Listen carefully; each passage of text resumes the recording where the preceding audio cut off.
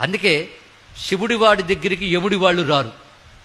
ఇది గుర్తుపెట్టుకుంటే చాలు. ఇక్కడ ఒక మాట చెప్తారు పద్మపురాణంలో, భస్మ రుద్రాక్ష ధారణ చేస్తూ శివానామం పలుకుతూ ఉంటే వాడి మరణాంతంలో యమదూతలు రారు. ఎందుకంటే వీడు మా క్యాండిడేట్ కాడు అనుకుని వెళ్ళిపోతారట. వెళ్ళుకుని తెలుసుకున్నారు.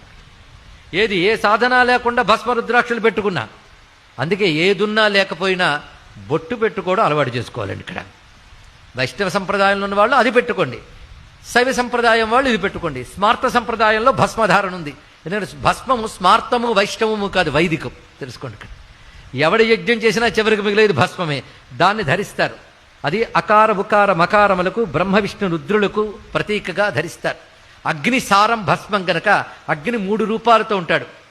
ఆ 3 కూడాను గార్హపత్యాగ్ని, దక్షిణాగ్ని, ఆహవనీయాగ్ని, వాటికి సంకేతంగా భస్మధారణ చేస్తారు. 16 స్థలాల్లో చేయాలి. అది చేస్తే శరీరానికి రక్ష, పాపనాశనం చేసి రక్షిస్తుంది, వర్చస్సునిస్తుంది, జ్ఞానాన్ని ప్రసాదిస్తుంది. గనక భాసనాత్ భసితం ప్రోక్తం భస్మ కిల్బిష భక్షణాత్ అన్నారు. ఇది భస్మధారణ. ఏది ఎందుకు చేస్తున్నారో తెలుసుకుంటే చెయ్యకుండా వదల్లం. ఇది భస్మధారణ మహిమ.